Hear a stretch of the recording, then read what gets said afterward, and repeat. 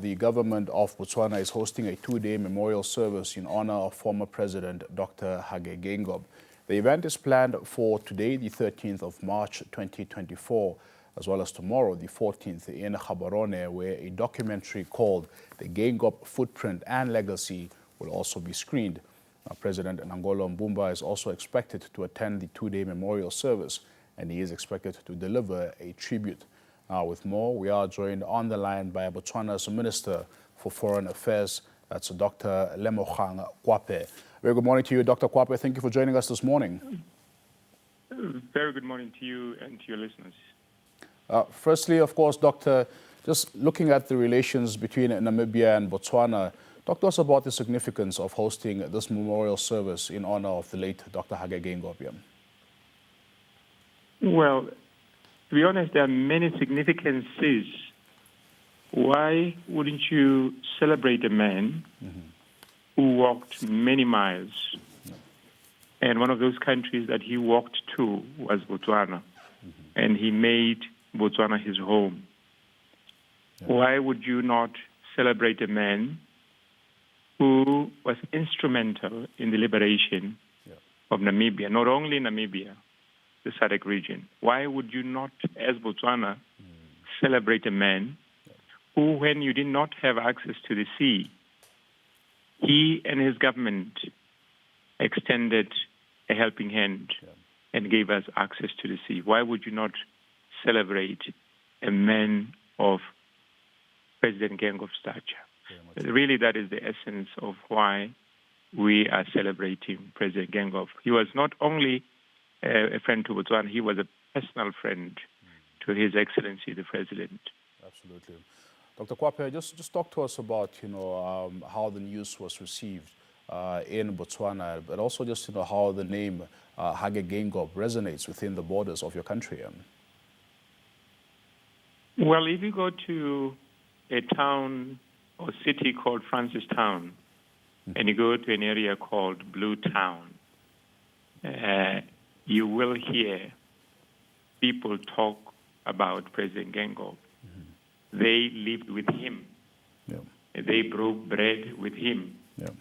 They shared everything with him because they shared the same values. So this was conceived because President Geingob was, when he was in Botswana, he was home away from home. And it was befitting that a man of his stature be remembered, not only in his country of birth, but in countries where his footprint looms large.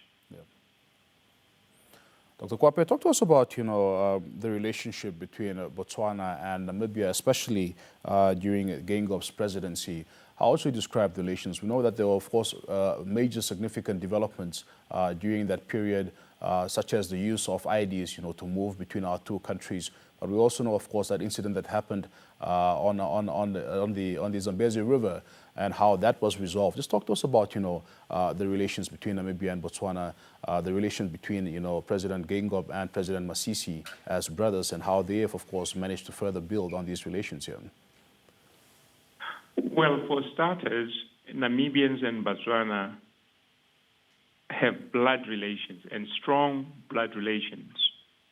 I think if we did not have borders, that will be in full display. But in spite of having borders that separate us, we remain one people.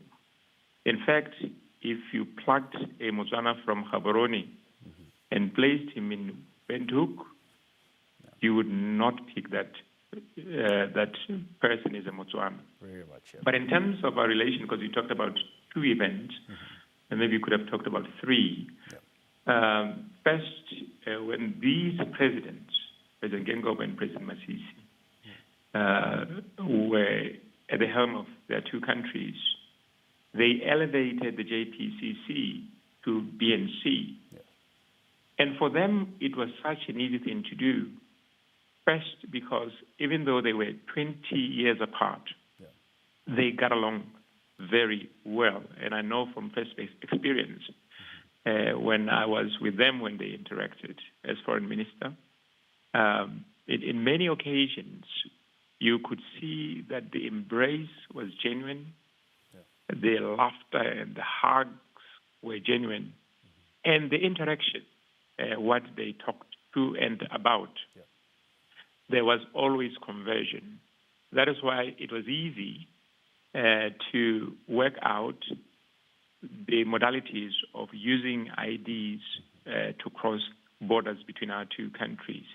That is why, as difficult as it was, the issue in Zambezi was resolved amicably when brothers and sisters joined hands and tried to establish what happened and came to a conclusion that we remain sisterly countries and we move forward together. Those are some of the things that really made it easy for Botswana to relate with Namibia, because at the helm of the two countries, the two leaders were in convergence. I can also talk about our access to the sea. We have a dry port in Namibia. Yes. These things don't come easy. Absolutely. Except when you have leaders who see eye to eye. Because truly what they had deep in their hearts was the best interest, not only of Namibia and Botswana, but of the African continent at large. I still recall vividly what President Geingob said when we were at BRICS, and there were a few members that were being accepted into BRICS, and then he quipped and said, "I don't understand. Why is it BRICS plus? Will there be different rules?" Oh, my apologies. I'm only saying this on behalf of Namibians. That was President Geingob, quintessential diplomat with a touch of a bite and soothe. Yes. That was just what President Geingob was. And that resonated with Botswana. And as Botswana, we feel very proud. And this is the least we can do for somebody who was a friend to Botswana. Absolutely.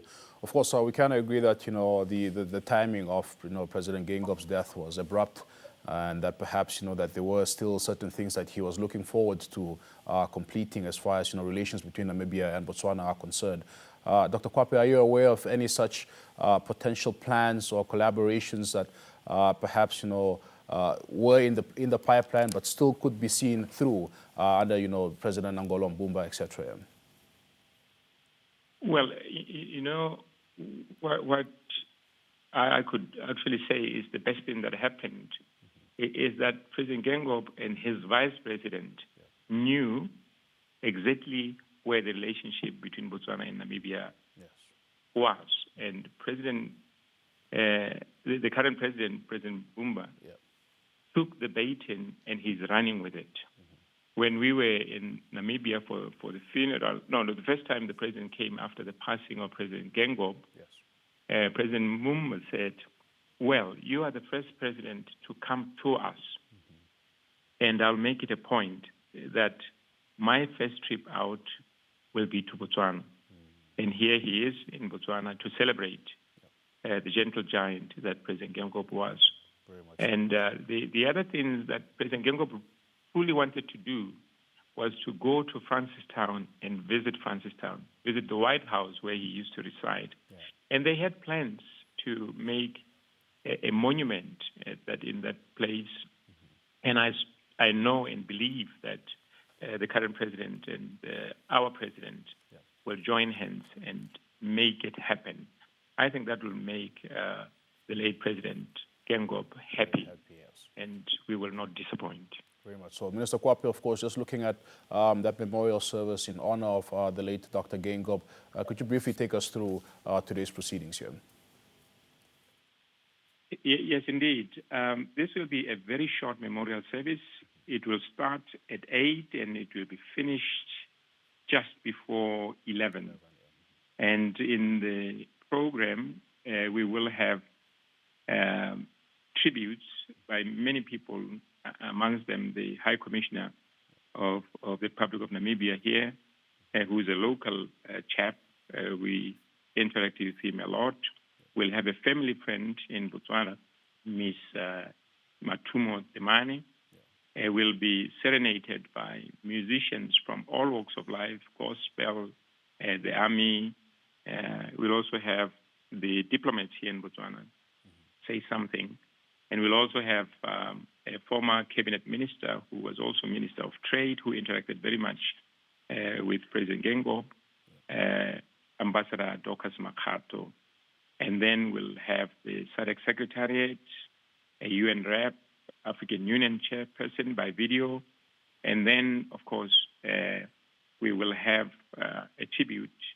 And there's a young man in Botswana who's called Dignash, and he has his ways of telling a story. So he will tell President Geingob's story. And, of course, the two presidents will give their eulogies. And then, of course, I always come last. I'll give the vote of thanks. Very much indeed. That is the program, as it were. Fantastic. Dr. Kwape, just as your concluding sentiment, as a fairly young politician yourself who's had the privilege, of being in the presence of President Geingob, being in a room where, President Geingob and Masisi, would unpack, many of these issues, what would you say, have been your personal experience, after Dr. Geingob, and also some of the biggest lessons that you've learned from him?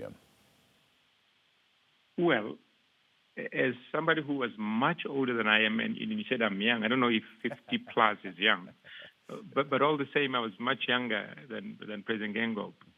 But what really struck me from President Geingob was the warm and firm handshake that pulled you closer and made you comfortable around him. And of course, the broad smile and the abrupt laughter that would ensue after that.